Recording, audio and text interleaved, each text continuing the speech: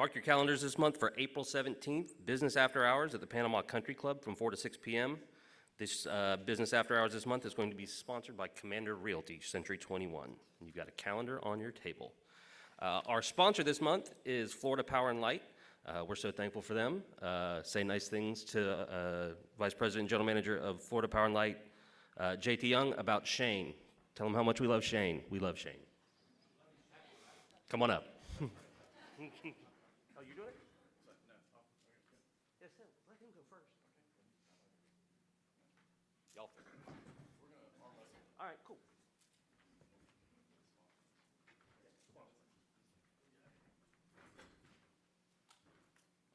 I promise you we know what we're doing, right? I guess. I don't know. Well, good morning. Really want to say thank you for having me here today. Certainly honored. FPL is honored, blessed to be able to be a sponsor here today. And I know Shane is very engaged and involved in the community here and with the chamber. And certainly want to thank you for the opportunity we have to be partners with you in your businesses and the things that you're doing here in the greater Bay County area. So really want you to know how much we appreciate being here today. For those of you who don't know me, I'm JT Young, Vice President General Manager for FPL here in Northwest Florida. Pleasure to see you here. You all are really what makes this region really as a whole actually a better place to live, work, thrive, raise a family. If it wasn't for what you are doing, the great things that people say about this community would not be said and it would not be a reality. So I want to say thank you for that. We are actually pretty excited at FPL. This year we are celebrating our 100th anniversary. And if you think about it, a lot has happened in the last 100 years. A lot of things have changed. A lot of things have gotten better. I actually heard a comment recently. I haven't validated this, so do not put this out. I know the media's here, but I did hear something that said that 100 years ago, electricity cost was actually the same as it is today. If you were an FPL customer, it was 13 cents a kilowatt hour 100 years ago. It's 13 cents today. So I thought that's interesting. But of course, and things were very different 100 years ago. People probably weren't using quite as much as they're using back then. But we were a patchwork of enterprises back then. That included an ice plant, sponge fishing boat, and we had, believe it or not, exactly 35 mules. 35 mules back then. Yeah, go figure. Florida was home to about 1 million folks at the time. Tourism was about 2.5 million a year as opposed to 140 million a year. And I always remind our team that though we have roughly 6 million customers, about 12 million people in the population, about 60% of the state of Florida, the visitors that come to Florida, the visitors that come to Panama City right now for spring break are enjoying what we're providing. So I consider those folks customers as well because they're actually being impacted by the service that we provide. But we've come a long way, including, of course, FPL expanding into Northwest Florida a few years ago. I'm sure as many of you remember that.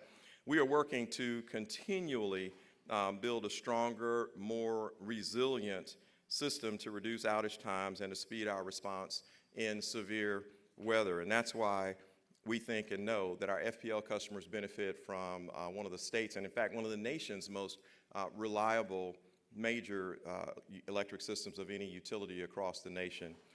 We're diversifying the way we generate electricity, as you can see, so that we don't rely on any single source. And as you know, it's a practical thing. The diversity is so important, whether it's especially these days in your investment arena or in other arenas. It's really not a good thing to have everything and all your eggs in one basket. And so one of the things, and I'll talk more about this in a little bit, is to have a diverse sources of generation, and we do.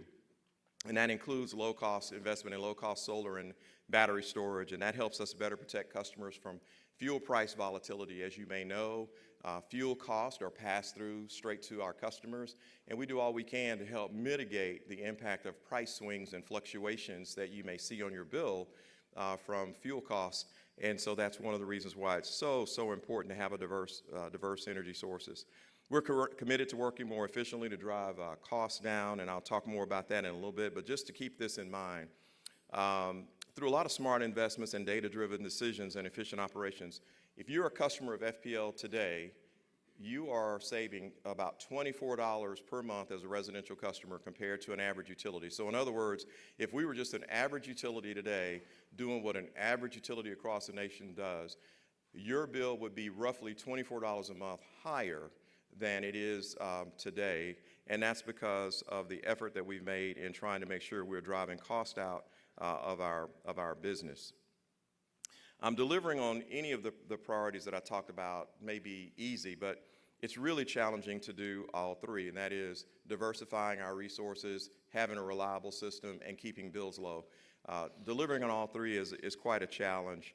But to be clear, there's no such thing as a storm-proof or a 100% reliable system. It's challenging to make that, but that's our goal. It's been to build a system that can really be resilient, that can bounce back after an adverse situation, after a storm, whether it's a major storm, a named storm, or whether it's one of these afternoon storms that we're so accustomed to, or spring storms that we'll be challenged with. So we have to strengthen our system to reduce outage times, and we hear from our customers how important reliability is. We've strengthened over 250 miles of our main lines here in Northwest Florida since the merger, since the acquisition by FPL. That is something that is pretty incredible to see, and we've got more to do in that area. We're not finished, but those lines now are built to withstand hurricane force winds. We've replaced about 3/4 of our transmission structures. Those are the main lines that you may see, very, very tall poles, but those poles now are becoming, more and more of them are becoming steel and concrete instead of wood, and so that's a big deal as well. Leveraging technology, I mentioned that to restore power faster so we don't have to roll trucks. We can actually sense outages, bless you. We can sense outages much sooner and actually heal those systems automatically so customers can see their power be much more reliable. Bringing in more reliable underground, of course, into certain neighborhoods. You may know of some neighborhoods where we've been doing that systematically and we're doing it methodically. There's a discipline about that to actually improve reliability in those neighborhoods where we've had challenges. Going underground is a remedy to that. Now those investments benefit customers when they need it most, when severe weather strikes. And so, you know, it was a busy storm season last year. And we had 4 big storms that hit the U.S. We, of course, were impacted. Our biggest challenge was in October with Hurricane Milton that made landfall in Southwest Florida. Took about 2 million of our customers were impacted. It actually entered the state as a hurricane, and it exited the state as a hurricane as well, which gives you an idea of what it did across the state. But as devastating as Milton was, the good news there was that we got about 2/3 of our customers back on within 24 hours from that, which was pretty incredible. Again, as a result of a lot of the investment that we've made to strengthen our system. And then, of course, you remember January. Who would have thought we'd have had 10 inches of snow in Florida? I got video from my house, right? So I live in Pensacola, but I got video from my house that I sent to people, and I'm like, no, that is not beach sand that you see. We have white sand beaches, but this is not white sand. So yeah, we had 9-10 inches of snow here in Northwest Florida. And despite those unprecedented conditions, and this picture will probably live in infamy because you probably have never seen a Florida power and light snowman. That's just, there's all kind of oxymorons associated with that. But that smart grid technology that I talked about, that actually has helped us to restore many of our customers without the need for a crew, even during that storm. And so we're really excited about that. I'm going to show a video. I think it'll run here a little bit. It talks about our reliability efforts. Let's see if I can get that. Electricity powers everything we do in Florida. Electricity powers everything. You deserve a power company that delivers reliable electricity every single day. At FPL, our crews have undergrounded more power lines, installed stronger poles, and built a smarter, more resilient grid to deliver reliable electricity where you need it, when you need it. FPL, working for you every single day. Well, and we know that there's more to building a reliable, resilient system than being prepared for weather. So we've, as I said earlier, we've diversified how we generate. And this diverse energy portfolio makes our system more efficient. Just real quick, one thing to remember, modernization of our facilities have saved about $16 billion for our customers and avoided fuel costs. And that's been very important. Got another From video the here, real efficiency quick, of to show you. American natural gas and the dependability of nuclear power, to the strength of Florida's sunshine and the flexibility of advanced battery storage systems, we leverage a diverse mix of energy sources to power our growing state, ensuring reliable, low-cost power for your home or business whenever you need it. FPL, working for you every single day.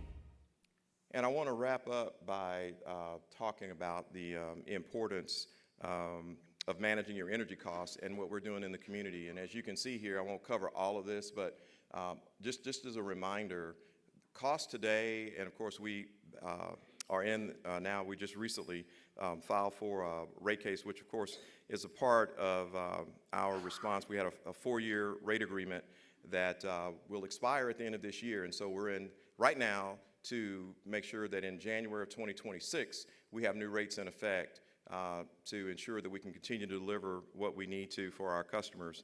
And in doing that, even in doing that, the facts that you see on the screen today are still in effect, would still be in effect, even if it was approved as we filed. It's a very public opportunity. Customers will have opportunity for input in this process, and you'll hear more about that as we go. Just to keep in mind for customers, residential customers, about 1 to 1.5% over the next 4 years, each year of a bill increase is what we're asking. It's not necessarily what's going to happen. And then for commercial customers, somewhere between 1 and 5% may be the actual impact, if approved.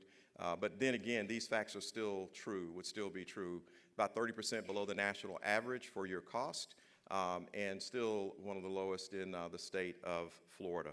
And I'll wrap up just letting you know that it's important for us, this is very important for us, is to be engaged in our communities. We're dedicated to giving back to our communities, and one of the things that we've done recently is we worked with Miriam Cherry Street Elementary here in Panama City, did a classroom makeover. They benefited from a $50,000 grant that we provided here locally in Panama City. That's just one small thing that we're trying to do to ensure that we're helping strengthen our communities and make it a great place to live, work, thrive, and raise a family. I want to thank you for the opportunity to be here today. Shane is of course here, and I'll be around. I've got to slip out here in just a little bit, but I want you to know how much we really value and appreciate you as customers, as partners, and as we seek to do what we need to do to make sure that this area becomes an even greater place to live, work, and raise a family. Thank you for what you do, and God bless you.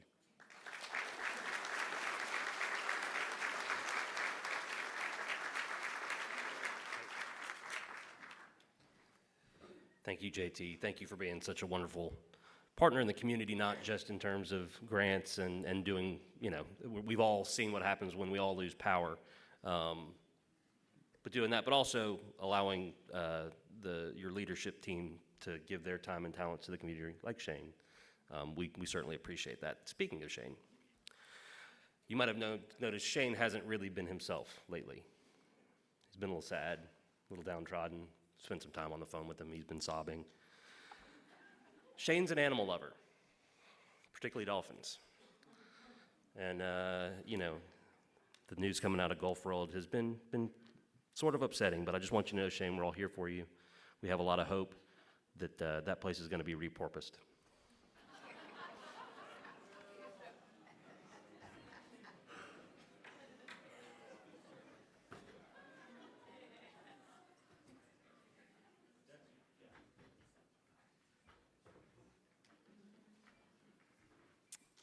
All right, so JT has to get out and catch a flight up at ECP, so thank you for coming, JT. Repurposed.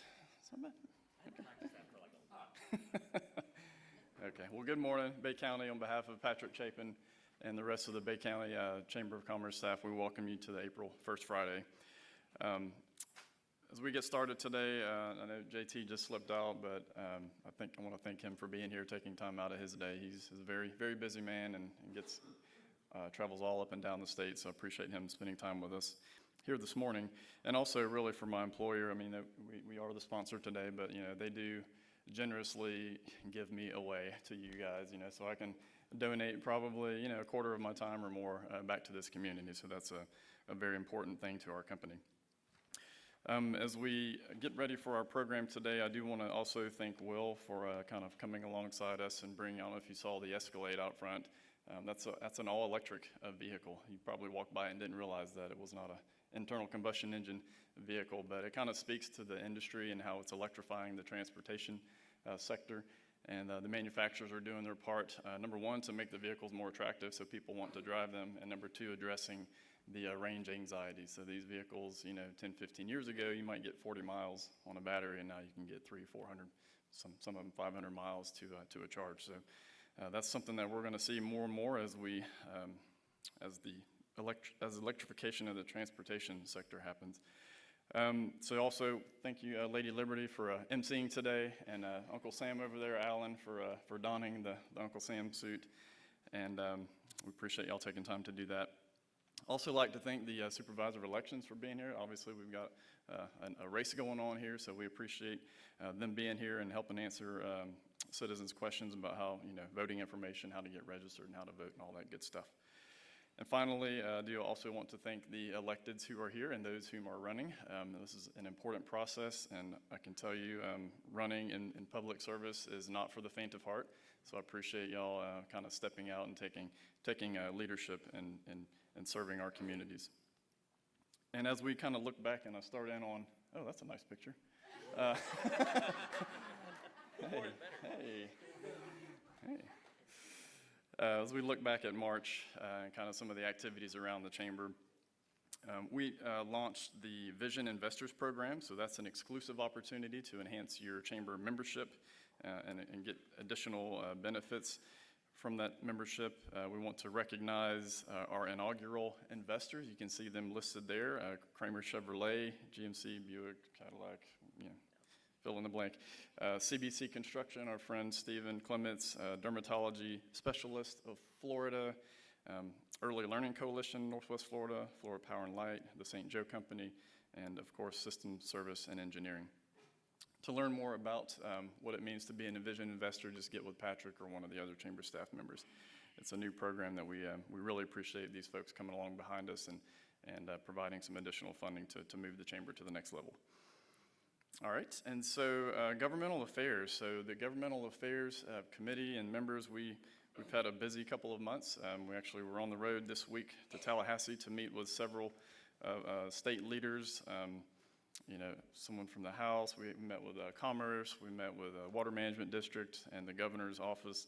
And one of the highlights from that trip was, really kind of demonstrates the benefit, I guess, of having a GA committee here in your town, like advocating for initiatives that we feel is important to our county. And one of those is cleaning up some of the waterways that were impacted by Hurricane Michael.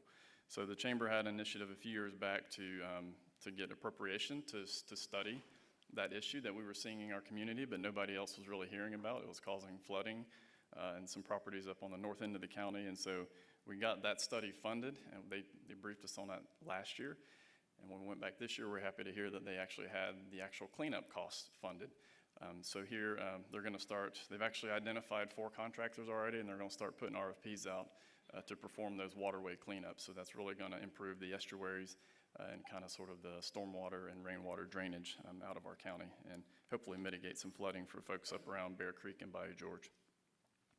The other thing we've been following very closely, and we've got Jonathan here sitting at the FPL table. By the way, if you're standing and want to sit, there's, 8 or 10 seats here at the FPL table. I didn't realize we were going to have that reserved, so there's a comfortable seat right up here for you if you want to take advantage of that. So we've been following the transportation impact fee, and the chamber's membership actually has very strong opinions about this on both sides of it. And so one of the great things about that is we've been working with the city and our members to kind of make sure that we do that smart, and that there's a lot of opportunity to provide input into that process. You heard JT talk about the FPL rate case, how there's opportunity for public input. The same is true for the transportation impact fee that the city is proposing, and they've made themselves very available to hear input from those who will be impacted by that. So we appreciate y'all doing several workshops and roundtables and having conversations with the chamber and their members on that. Please be sure to get with Amy we've actually got a new date for the MAC event to honor Captain Paul Stentz. That was planned to be April 16th. It's now May 14th. We got to check. Yes, May 14th now from Amy. So please, if you're a MAC member and want to take advantage of that, RSVP to Amy so we can make sure we plan for your attendance on that. Also, the MAC chair, so Joe Holt. Is Joe here today? Yeah, so that's at least 2 strikes. So now he's going to have to wear the Uncle Sam suit for not, being here. But actually, he and several others, delegates from the Bay County area, are up traveling D.C., walking the halls of the nation's capital, advocating for our military communities. And so we look forward to getting Joe back in town and kind of hearing what he learned on the road with Glenn McDonald and there's others, Trish Berry, Dee Dee Rowan. Was Tom up there with them on this trip? Yeah, so Tom Neubauer. So we had a really good delegate of folks representing our county up in D.C. To make sure that we're doing what we can do to look after our military communities. All right, a couple more things. So block party, March 13th. If you missed that, it was a good one. We had some wild reptiles out there. We had great weather. Turned out to be a perfect evening for that, and really enjoyed seeing all the folks from the community come out, for that free event and take advantage of free food and drinks and watching these lizards run around. That was pretty cool. Also want to thank the sponsors for that, Chevron, our partners just down the street from the Chamber, and Wild Business, along with your board of directors for the Chamber who actually sponsored that event as well. One of the things we want to do is recognize the T-Rex race winners. So we appreciate those who signed up for that and who participated in the T-Rex race, including our favorite T-Rex, Beth Klein.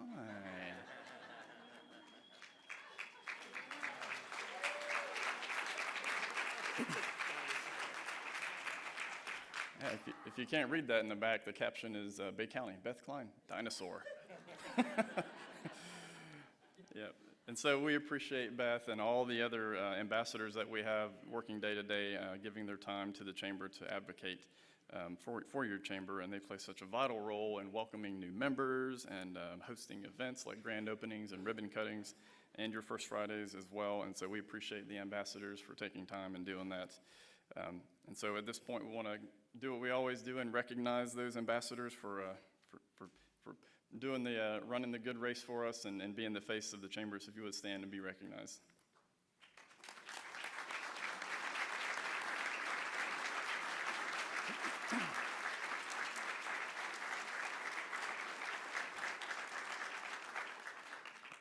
We could not do what we do without you, and so we appreciate the time that you give back to the Chamber. The ambassadors also have a friendly competition. We call it the Best Supportive Ambassador Team for 2025, and we have our quarterly results in for that. The ambassadors are divided into 2 teams, one led by Captain Nikki Warren, that's the Better Business Builders team, and then we also have the team led by Captain Natalie Thomas, which is Minding Our Own Bizwax team. And so today we're going to announce the first quarter winner, and drum roll, Lady Liberty, wave your wine. All right, here we go. With 215 points, Minding Our Own Bizwax is the winner.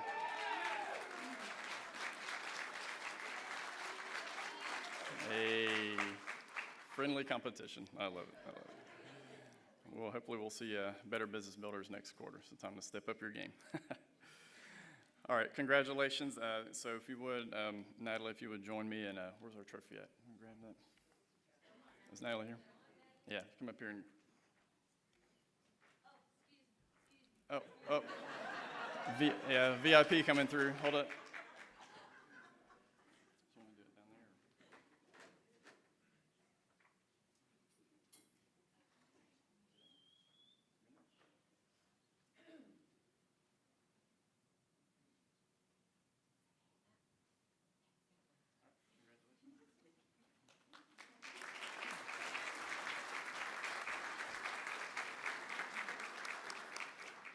All right, Bizwax, if y'all would just hang around after the program and we'll get a group photo up here.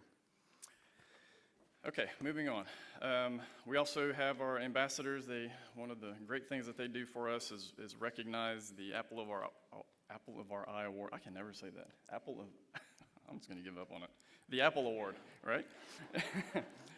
And so this month we do have winners in both categories, and we're going to go ahead and get ready to announce our Apple of Our Eye New Construction Award, and that goes to Longhorn Steakhouse.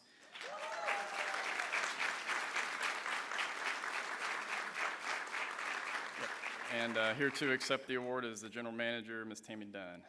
So.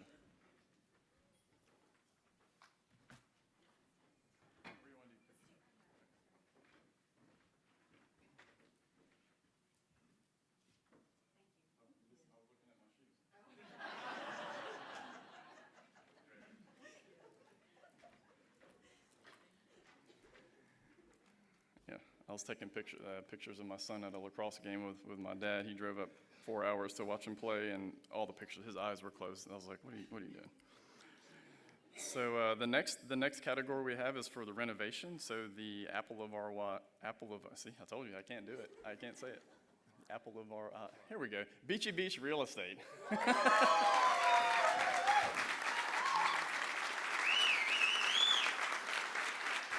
All right. This award is being accepted by Scott Bowman, the office manager there.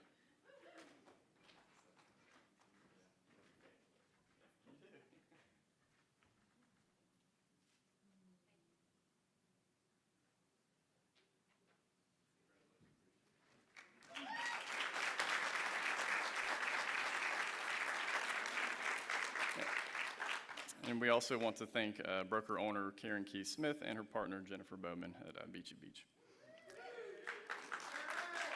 Hey, you guys travel well. You travel well. That's good. All right, Bay Young Professionals. So this is very important, getting closer to our program. The Bay Young Professionals have partnered with the BBIA, that's our local builders association, Young Professionals, and the Beach Chamber Young Professionals to host the Young Professional Political Pulse. This is a candidate forum like this one, but for young folks on April 7th at 5:30 at the Bay Arts Alliance, and that's next Monday, so let's make sure our young professionals get out to hear these candidates speak again. If you have any questions about that or want more information, you can get with Ms. Lisa Moore, and that's going to be a really, really good event. I think I told y'all last month that I experienced something like that in Pensacola 15 or 20 years ago, and it really is a good thing for young folks to get out and be involved in the political process. Junior Leadership Bay is wrapping up their year. They've completed all of their sessions, and we have graduations coming up on April 14th at Hotel Indigo.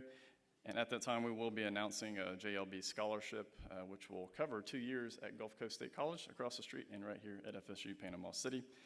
So we're looking forward to celebrating those young folks. And our business after hours, I think we'll already mention this. This is sponsored by Commander Realty Century 21. This is April 17th at the Panama City Country Club at it's from 4 to 6 p.m. So mark your calendars for that.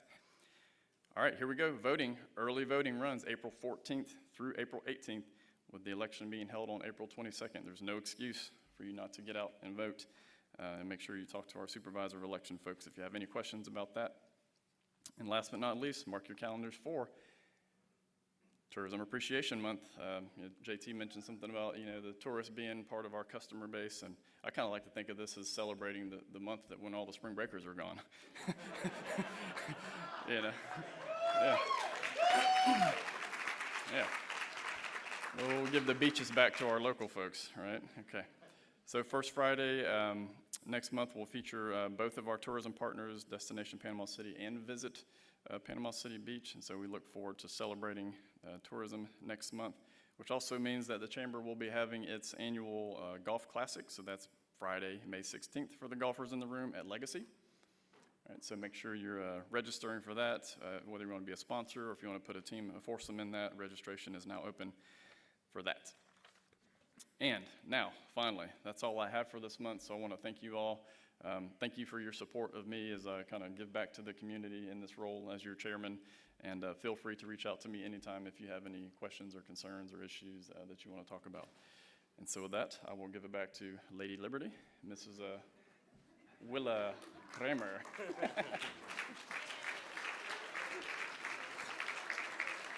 Thank you, Shane. That's right. You can call him for more than just getting your power turned back on. All right. Now the moment you've all been waiting for, candidates' stump speeches. Candidates, if you please come over to this side of the room. line up there with our Vice President of Government Affairs and Strategic Partnerships, Amy Bright, and Alan Armstrong, Uncle Sam, Uncle Alan. We're going to start with Lynn Haven, and Panama City will follow. Thank you again, all, for being here. It takes a lot of courage to run for public office. There's a lot of headache. There's a lot of time, effort, energy, criticism, negativity you experience, and then you might get elected. But very much we appreciate you. We appreciate getting involved in our community and our government and putting yourselves out there to do that. But since you're all in the same place, I am going to tell you this joke. So there's a local politician who went to a more rural area of his constituency and was talking to the community leaders there about their needs. And they said, well, really, there's two big needs we have. The first is we have no access to health care. The politician says, I can handle this. Gets on his phone, wanders off, comes out, back about 10 minutes later, says, good news. Called a good friend of mine who's a doctor. He's going to set up a clinic here. He's going to be here once a week, free of charge to you. He's really going to get you guys back on a pathway to a healthier community. What's your second problem? The community leader goes, we have no cell phone coverage.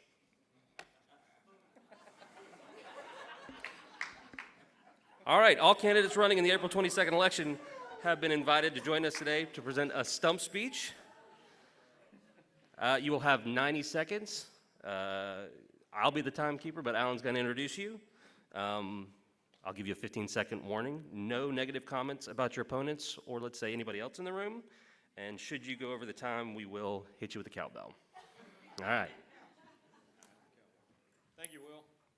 So we'll get started with the City of Lynn Haven candidates. Just so you know, this is all in alphabetical order. So no favorites here. City of Lynn Haven Commission Seat 3 will be Johnny Bashirs.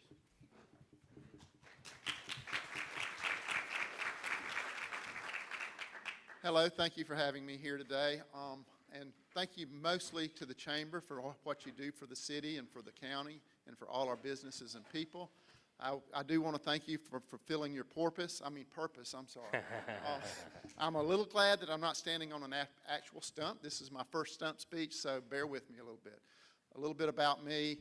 I was born here in Bay County and a lifetime resident, as is my wife. I grew up in the bays, fishing in the bay and boating, enjoying the natural resources here in town, which I think is one of our greatest assets that we need to protect. For Lynn Haven itself, we need strong, decisive leadership that can make decisions and look at the challenges that we have moving forward instead of looking at the past and trying to rehash the problems that we've had.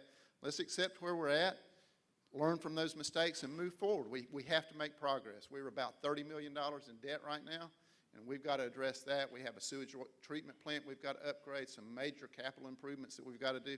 Those are the issues that we need to be looking at and looking forward to solve and make sure we solve them for all the citizens of Lynn Haven.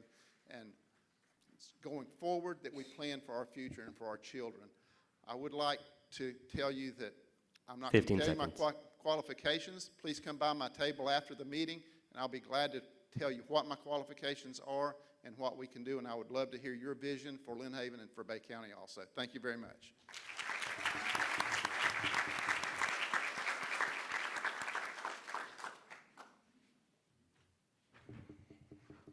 Can you hear me this time? Next up, Commissioner Jamie Warwick.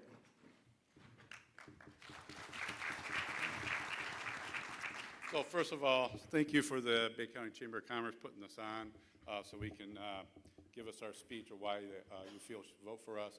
I'm actually not originally from here. I'm from a rural town in upstate New York, about 3,500 people. So I like to tell people I'm a first-generation Bay Countyan. I spent 23 years in the Air Force, been all over the world, and out of all the places we went to, we love this place the most, which is why we came back here. With the 23 years of experience, I developed a lot of skills, knowledge, and I was very fortunate I had parents that brought me up the right way with high ethical and moral values. And community service was another big thing that was instilled in me, and that's why I ran for office the first time, why I'm running again. Lynn Haven's doing a lot of great things, but there's still some changes that need to happen. One of the big things is I think we need to be more transparent with our residents to restore the public trust. And one of the things I'd like to do sometime in the future is add a city clerk position. Right now, our city clerk is the city manager, so I'd like to create that checks and balances. The other thing is the budget process. Right now, vast majority of the cities, they start their budget process around May, June. Department heads come up, tell them, give them a briefing about their departments, and the commission gives them their priorities. Right now, the way we do it, we have one-on-ones. Each commissioner 15 has one-on-one seconds. with the city manager and the financial department head. So I would like to change that process to make us more fiscal responsibility. So I'm a veteran, father, husband, a faithful resident of Lynn Haven, and I humbly ask for your support. Thank you.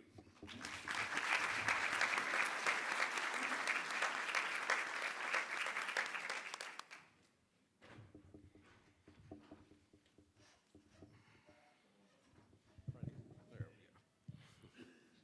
How's that? Next up is City of Lynn Haven, Commissioner seat 4, Mr. Jamie Marlar.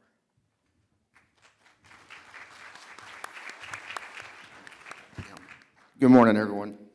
Is that loud enough? My name's Jamie Marlar, and I'm ready to be your next Lynn Haven City Commissioner for Seat 4. The reason I'm here today is I love Lynn Haven, and I want to see it progress. I'm a family man, and I want to maintain a city that my son can grow up in and raise a family in. As a city, we need to continue to work on reducing debt, and so we're not burdened with higher taxes. We need to continue to work on stormwater where no home floods. We need to continue working on building nicer developments and roads to make it a more desirable city. And my job as a commissioner is to facilitate moving the city forward together. So I would say in closing, just remember me, Jamie Marlar, and vote for me on or before April 22nd. Thank you.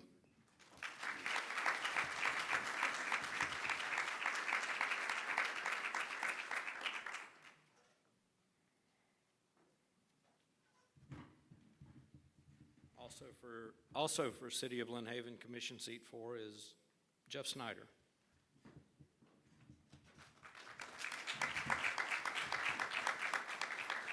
Well, good morning. My name is Jeff Snyder. I'm running for seat 4 in Lynn Haven. I first moved to the area, my mom moved us to the area in 1989. We moved to Lynn Haven in 1990. And the real benefit to being a longtime resident is that I got to grow up with my city.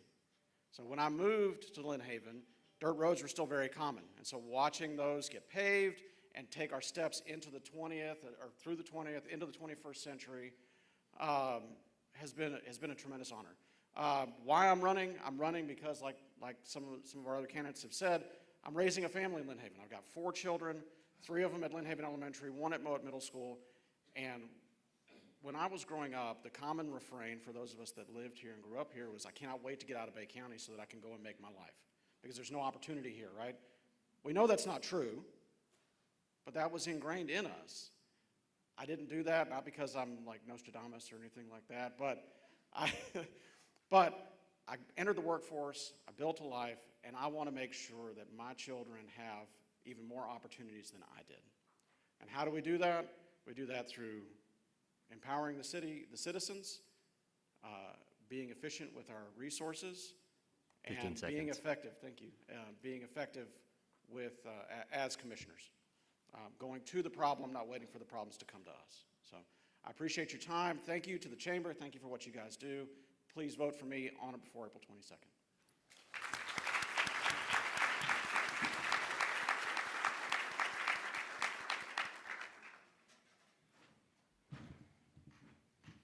Next up is City of Panama City for Commissioner Ward 1. First up is Robbie Hughes.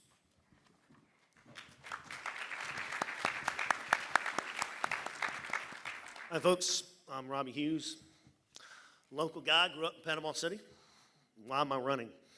Because I've heard it a couple times around here. Why are you running? I would never do that. That's why I'm running. We're at an important time in Panama City. A lot of changes, a lot of tough decisions being made. And all my kids are gone, but I want them to have a good future. And being an empty nester gives me a little bit of time. So I thought I would throw in running for office. I wasn't busy enough. I love Panama City. I'm passionate about Panama City. I love the history behind it. And I'm a guy who likes information. And so I go around and talk to people, and I believe that I'm a real estate broker, and having done that for 30 years, it's given me some insight to how government works, because we interact with planning boards, which I've sat on. We interact with code enforcement, which I've sat on.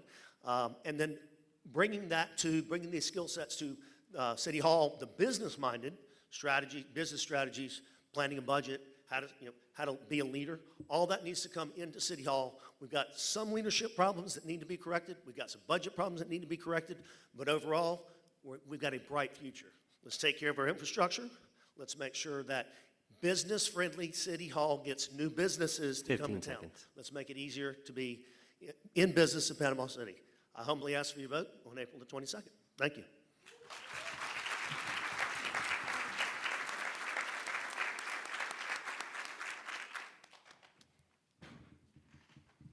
Next up for Commission Ward 1 is Daniel Schultz.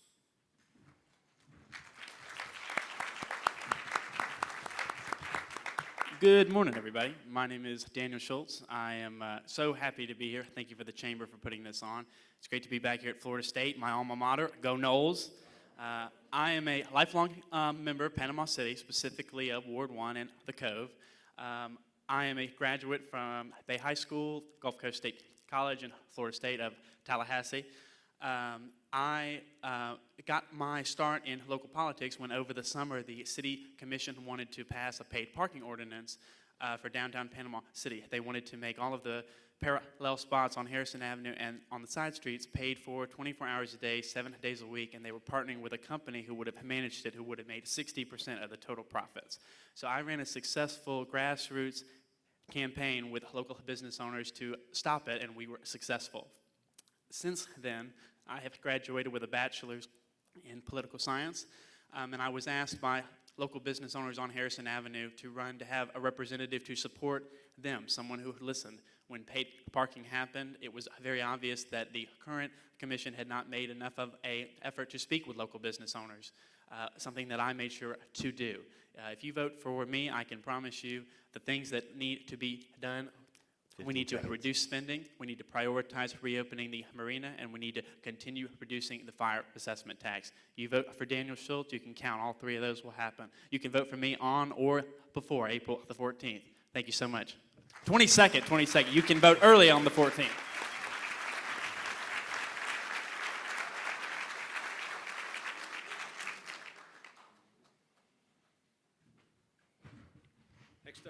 Next up is City of Panama City Commission Ward 4, and we have Commissioner Josh Street.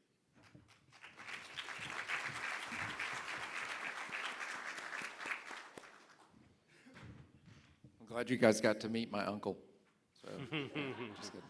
So my name's Josh Street. I'm actually a lifelong resident here. My mom was a school teacher in the school system for over 30 years. My grandfather worked at the mill. So I understand the community. I've lived here. It's been a part of my life, and I want nothing more than my kids to choose to live here for the rest of theirs. So, you know, why am I running? Well, I'll tell you, because I want a low tax, pro-business, and the highest quality of life for the citizens that I represent.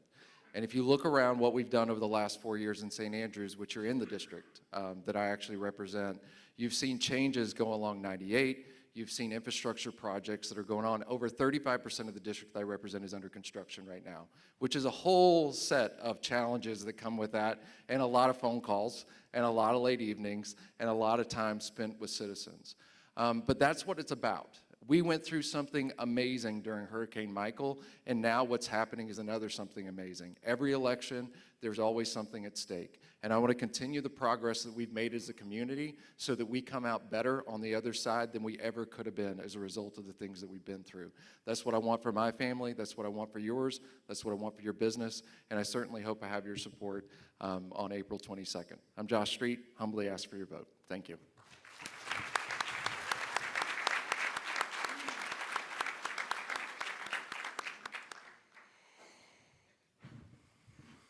Next up is City of Panama City Mayor, and up first is Alan Branch.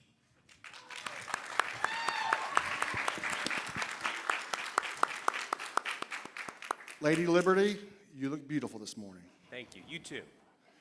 My name is Alan Branch. Thank you, Marty from Innovations Credit Union. My name is Alan Branch, and for 75 years, my family has been entrepreneurs in this community. Tally-Ho Drive-In, Speedy Car Wash, Jimmy's Drive-In. And I've continued that. If you know me, I co-own History Class Downtown and El Weirdo. I'm very proud of those businesses. They serve the community just like my parents did and my grandparents did.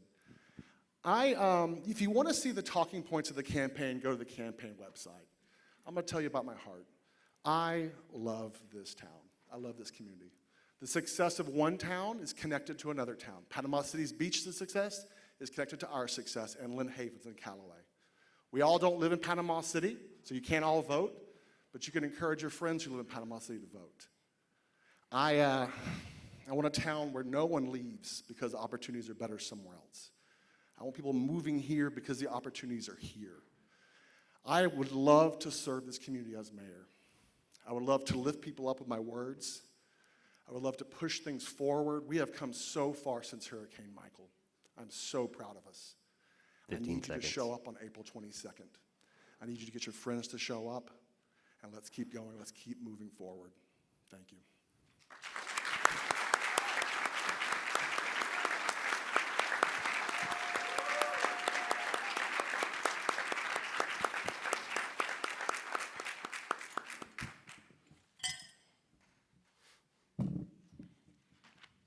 Next up is Mayor Michael Doc Rohan.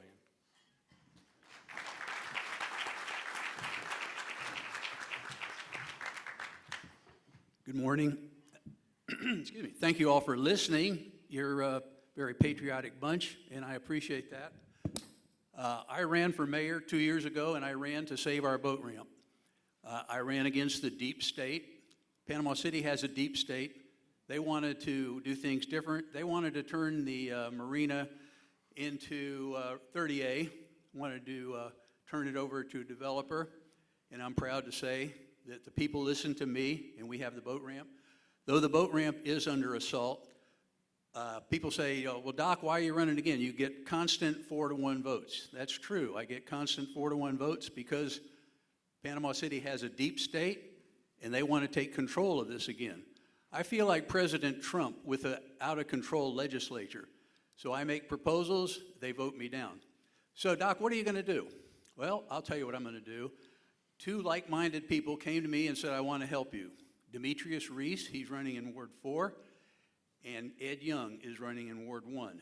These are conservative Republicans, and they will do what they can to help me turn Panama City around.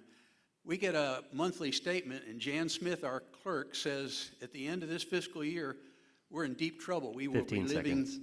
day to day, paycheck to paycheck. And if we keep on our present course, the state of Florida could even come over and take us over because we're doing such a poor job. So you help me, and you help my co-candidate, so to speak, and we'll turn Panama City around. Thank you.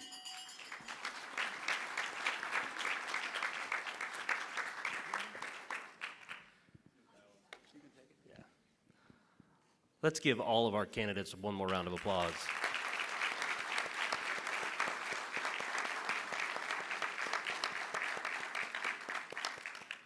In addition to inviting all of our candidates here this morning, we also, as a chamber, did a survey of their positions. You can find that survey and the responses we received back from them at this QR code. Like they all said, make sure you get out and vote. Early voting begins April 14th through the 18th. And election day itself is April 22nd. Check out bayvotes.org or see your supervisor of elections, wherever she is. All right, next up, community announcements. If you would please come up, line up with Ms. Tamara over here.